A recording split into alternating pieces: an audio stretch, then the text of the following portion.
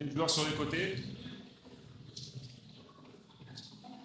Ouais, le ballon qui a été prolongé, attention, ça arrive jusqu'à Sadio Mané qui donne le ballon, la frappe et le voilà. Le premier but de cette rencontre, le premier but du Sénégal sur une attaque placée, le visage médusé de Tom Safid, puisque c'est Pape Gueye qui va ouvrir le score pour les Lions sénégalais. Le Sénégal mène 1-0. Une grosse pression, on va revoir ici. C'est ce geste qui est vraiment déterminant. C'est très mal repoussé par Collé. Et derrière, le pied gauche est assuré avec la passe. Regardez, l'altruisme de Sadio Mané, Pape Gueye qui s'applique. Il met ce ballon hors de portée de Gueye. Toute l'application là-dessus avec Sadio Mané qui voilà, n'a pas joué le coup. Là, il pouvait tenter la frappe et il décide d'offrir ce but, de l'offrir à Pape Gueye qui a toute son application. Donc, mais le Sénégal devance. Il se déplace bien les Soudanais quand ils récupèrent le ballon. Sauf évidemment lorsqu'il ne lâche pas la balle. Du coup, ça crée cette percussion. Oh là, l'égalisation qui soulève le but qu'il fallait avant la demi-heure de jeu.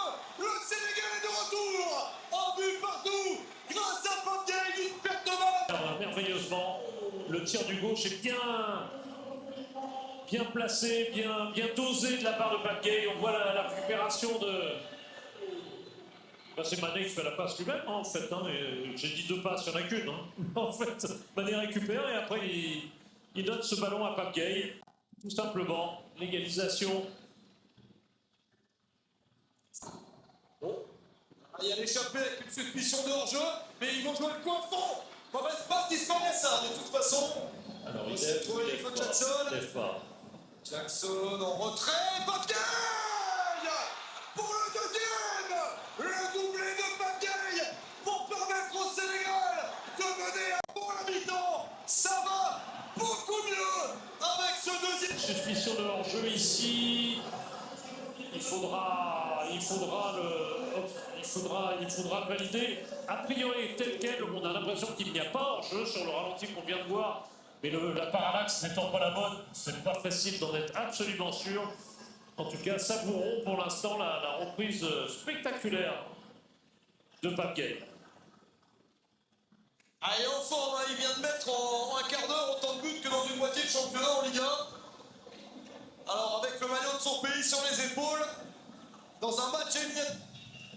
On n'a pas un arbitre nord-africain.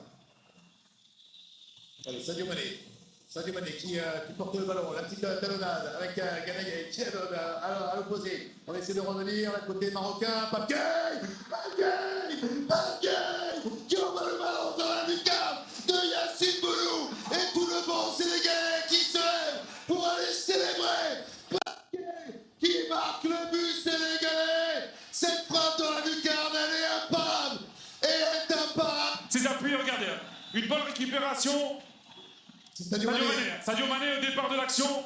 Un relais avec Gana Gueye qui lance. Pape Gueye, regardez. Il ne voit pas le retour d'Hakimi, mais il résiste et il frappe.